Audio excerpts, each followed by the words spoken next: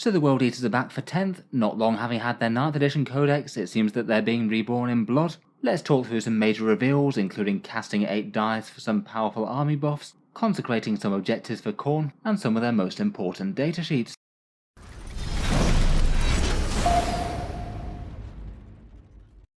Hello and welcome back to Warspets Tactics, where the 10th edition previews march ever onwards, and today it seems that we've reached the blood-soaked forces of the World Eaters. These guys haven't really been around all that long as their own individual faction. They only got their codex in February, and as it seemed likely at the time, it really does seem like that codex had about as short a shelf life as you could possibly expect from Games Workshop's books. Looks like it's basically getting superseded by these free downloadable rules just in summer.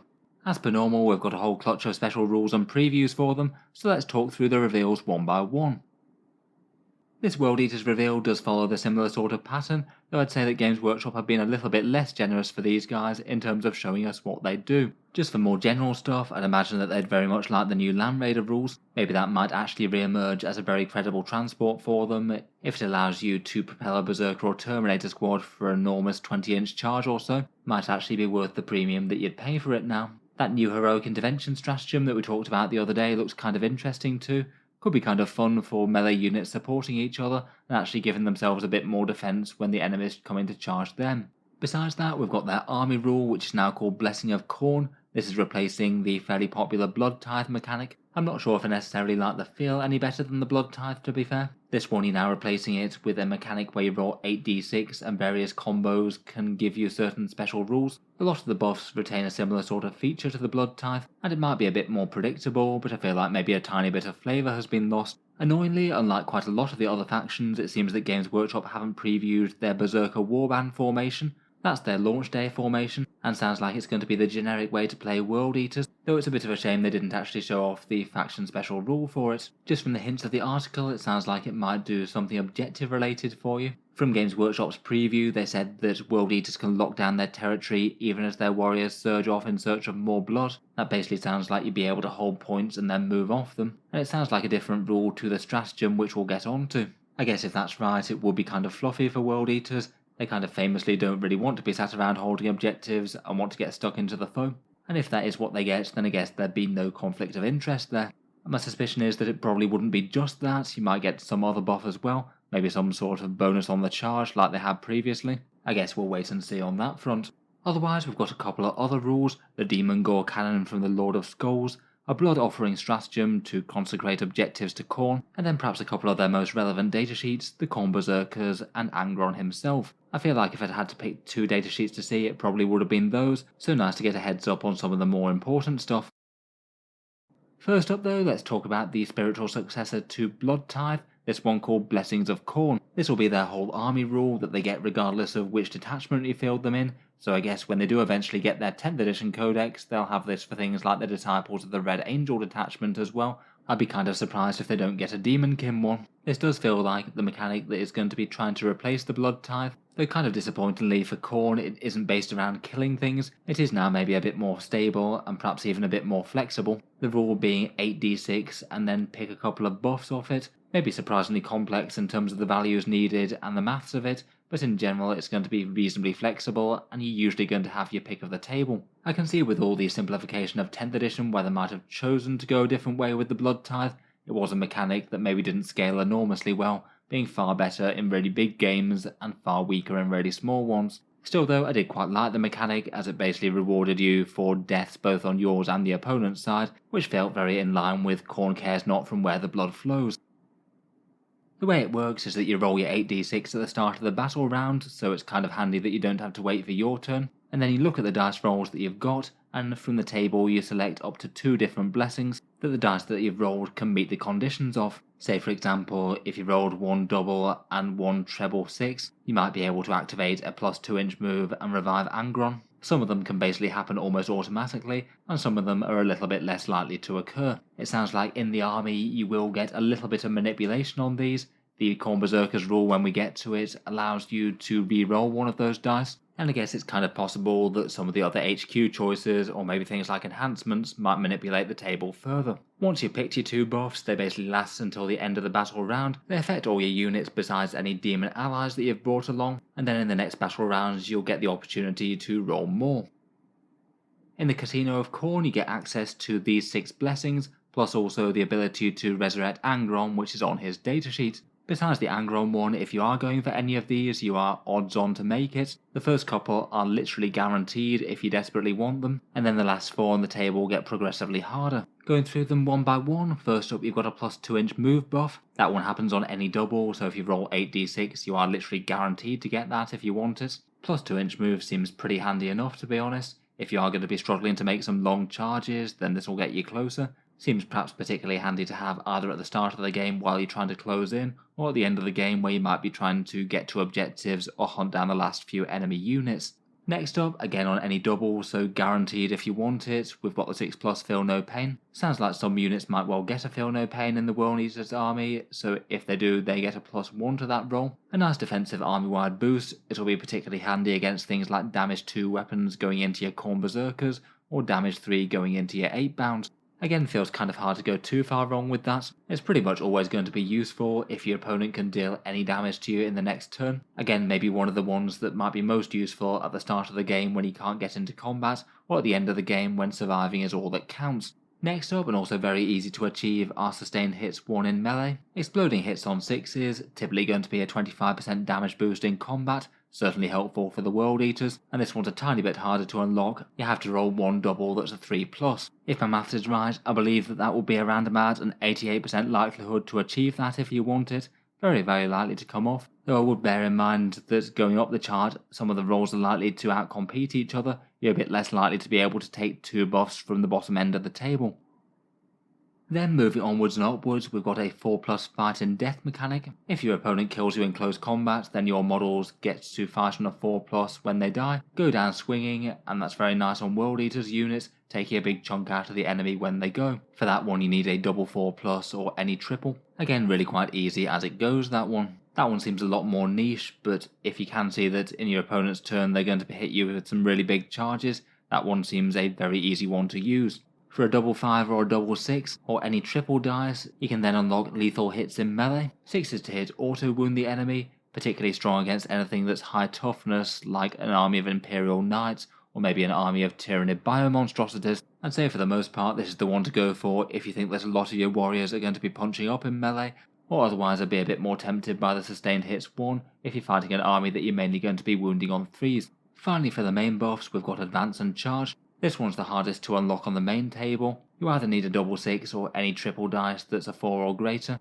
Even with this though, I believe that you have a greater than 50% chance of just rolling it outright. With 8 dice you are going to get some overlap, and there's a pretty reasonable chance that it'll be high. In general, if all you care about is getting into combat as fast as possible, this will usually be flat better than the plus 2-inch move. Advancing is 3.5 inches on average, and you could potentially command point reroll one if it's going to be absolutely critical to get you closer. Finally, last and most terrifying for your opponent is the Resurrect Angron mechanic, which it does seem that rather than being a fairly easy thing to unlock, this is now going to be a fair bit more rare. For this you need to get a 666 on the Blood Tithe roll. Definitely not impossible, but kind of unlikely. That would only be a 13% chance to bring him back. It means that he isn't just going to be springing back to reality literally every single turn this time, and I feel like whether or not you roll that big 666 is going to be a massive swing to the game, to be honest. Because if you do bring him back, apparently he comes back with 4 wounds remaining now. There's no more messing about with half measures when he comes back on 8 wounds.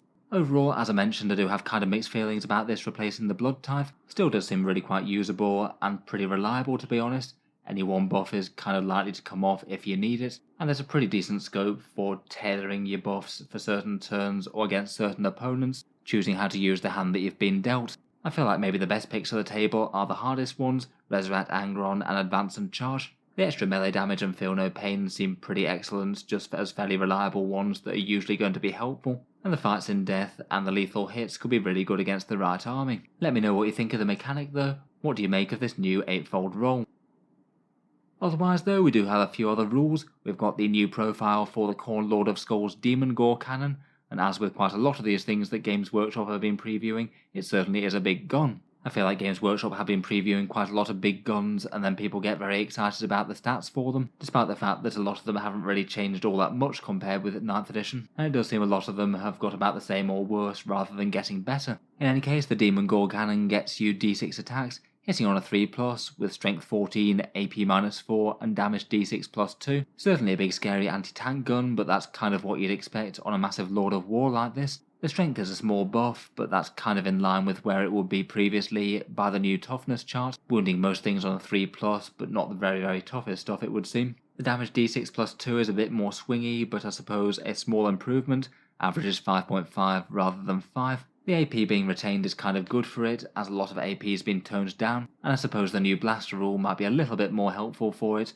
when you're targeting anything that's 5 models. It is short range, but if you can get it in range, it's usually going to take a chunk out of stuff, averaging 7 wounds to a Land Raider, or 8 or 9 wounds to a Rhino or Repulsor, otherwise 1 dead Terminator, or 2 or 3 dead Intercessors on average. Whether it's good or not kind of depends on whether the whole Lord of Skulls package is worth it as a whole. Next up we've got a Stratagem preview, and this one's Blood Offering, and this one is one from that Berserker Warband Stratagem, an epic deed stratagem that allows you to consecrate an objective to the Blood God when you get shot off it. You can use this in any phase, though I guess it's most likely to happen in the shooting phase.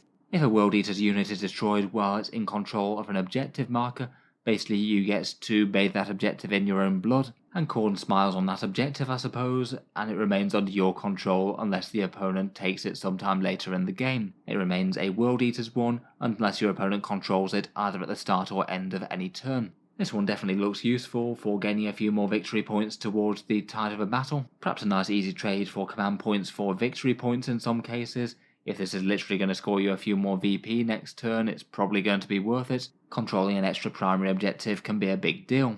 Kinda nice as well that if you had some Jackal Cultists shot off a backfield objective, you wouldn't need to necessarily divert your other forces back to it. You can just merrily go charging away up the board and take the fight to the enemy without worrying about needing to send more grunts back. Finally we've got the previews of a couple of datasheets, and first up here we have the Khorne Berzerkers and what appears to be their new incarnation in 10th edition. Currently I rate them as really quite competitive, often filled in small units in Rhinos with those Eviscerator Chainblades. Really quite potent melee for the cost, and they've got that fun blood surge mechanic. It seems that on their new profile they have very similar stat lines to what you'd expect.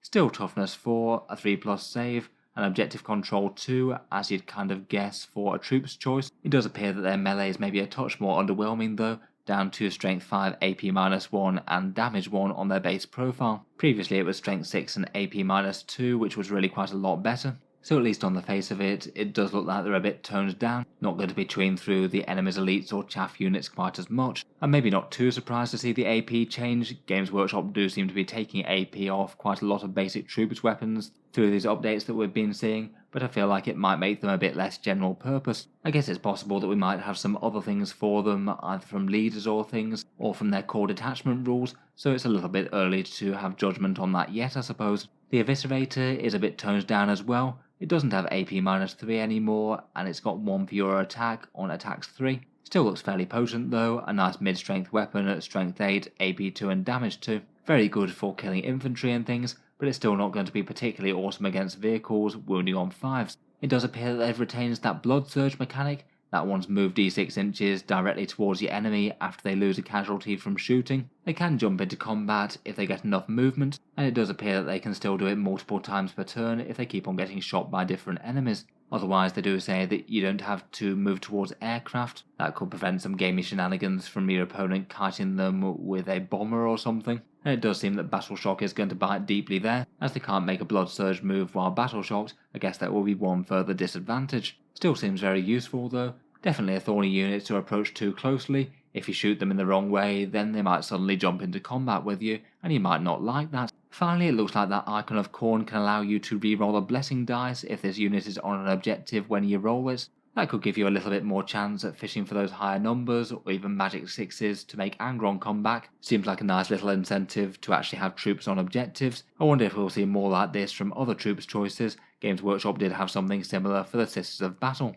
Overall, I can't help but think that the standard foot troopers of Khorne might be looking a little bit less general purpose and scary in melee after this. AP -1 and only strength 5 just really isn't going to punch up against vehicles all that well. Even heavily armoured infantry will be a little bit more resistant to their attacks as well. Still though, definitely possible that they have some decent stratagems or detachment-wide special rules. Plus they will get the benefit of those blessings as well. They could be getting lethal hits and sustained hits to amp up their melee if needed.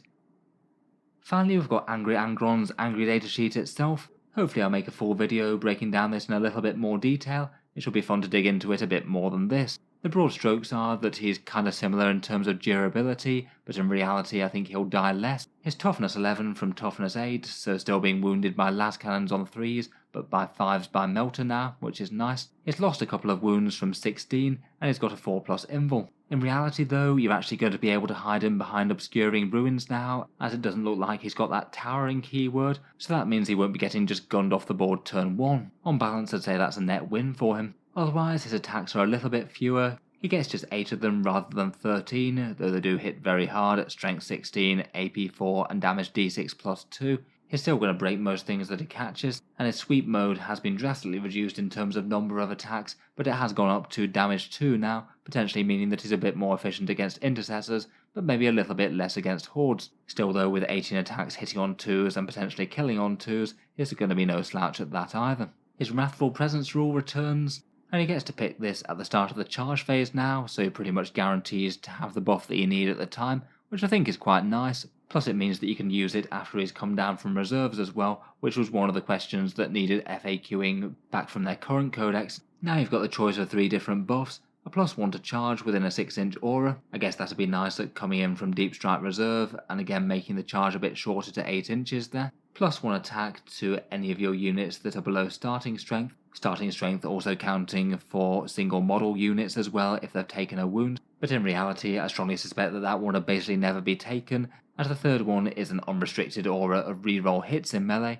that can affect Angron himself as well. A much better damage boost most of the time compared with +1 attack, and also if you happen to have either sustained hits or lethal hits going from the whole blessings thing, then you can try and fish for those. In general I'd say that that one will be the preferred one, unless you desperately need the +1 to charge to guarantee that he actually makes it in the first place. Finally, as mentioned earlier, he does have his resurrection mechanic. You need to roll 3 6s on that blessings roll, which is a 13% chance more or less. Generally pretty unlikely to happen without rerolls, but when he comes back he springs back on full health. I can't help but think that that's an enormously swingy mechanic. Either you get a second demon primarch that you might have to deal with twice in a game, or the World Eaters player rolls unlucky and you don't get to do it at all. I guess it definitely still keeps that anxiety of having a round in your army, the chance of him bursting back into reality and it being very bad news for anyone nearby. Overall, between all this, I still think he looks solid. His abilities definitely changed a fair bit, he's not going to be automatically coming back quite as much, and he has lost that no falls back mechanic, which I thought was particularly nice really.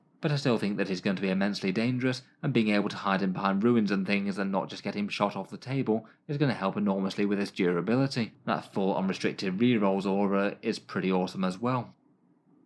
Overall I'd say it's maybe a bit of a mixed bag for the World Eaters. The new faction mechanic I think is very flexible and still kind of cool. Maybe a bit sad to lose Blood Tithe though. The stratagem looks handy enough and feels very cornate, not really caring too much about the objectives and charging off towards the enemy. Berserkers maybe feel just a touch underwhelming I must say. They seem okay against infantry, but that AP -1 hurts if there's not a way to increase it. But I feel like Angron still has a lot of potential, particularly if his points cost happen to have decreased a bit in reflection of losing the no falls back and the easy revivals. In any case, let me know your thoughts down in the comments below. Feel free to subscribe to Auspex Tactics if you'd like to see more like this. I will try and do an Angron review video if I get a chance.